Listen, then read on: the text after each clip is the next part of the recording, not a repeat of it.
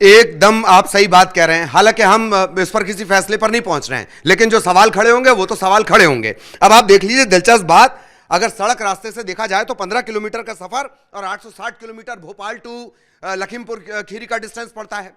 Train से तकरीबन 15 घंटे का यह सफर पड़ता है, लेकिन 12 से 13 दिन हो गए और यह कहानी पूरी इसी तरह घूमती गई। हम ये नहीं कह रहे हैं कि कौन गया, अपनी मर्जी से गया नहीं गया, लेकिन जिस एंगल की तरफ आप इशारा कर रहे हैं कि उसका जो परिवार है, उसके ताऊ जी आ रहे हैं, उसका भाई आ रहा है, उसकी मम्मी आ रही हैं, अर्चना की बार बार वो सामने भी आ रहे थे, लेकिन एक जो तड़प होती है अपनी बेटी के लिए या नाराजगी होती, स्वाभाविक रिएक्शन पहला होता है। जैसे राजा के केस में स्वाभाविक रिएक्शन पहला कि शिलोंग पुलिस गलत है, लेकिन यहां इस तरह के कोई आरोप प्रत्यारोप उठा ही नहीं गए।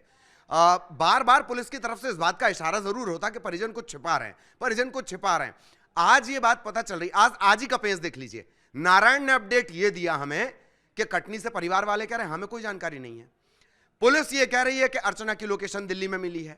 एक जो कांस्टेबल है ग्वालियर का, वो क्या कह रहा है, वो ये कह रहा है कि मां से बात करवा दी गई है और लड़की जो है वो ठीक है। तो ये मामला ग्वालियर से होता हुआ उत्तर में उस जगह जाकर पहुंचता है जो नेपाल का बॉर्डर है, लखीमपुर खीरी वाला जो इलाका है।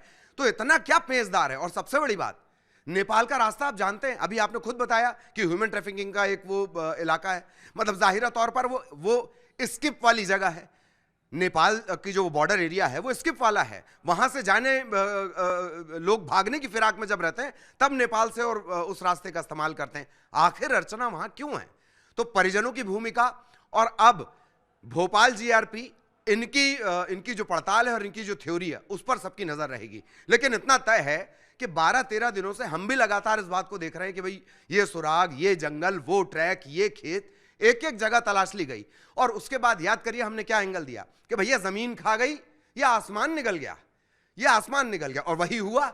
जब तक आप इसमें मतलब आपकी कोई भूमिका नहीं रहेगी तो सवाल ऐसे ही उठेगा। आप खुद देखिए किस तरह से पटरी पर पुलिस वाले एक एक साक्ष्य तलाश रहे हैं, लेकिन कहीं कुछ नहीं मिल रहा।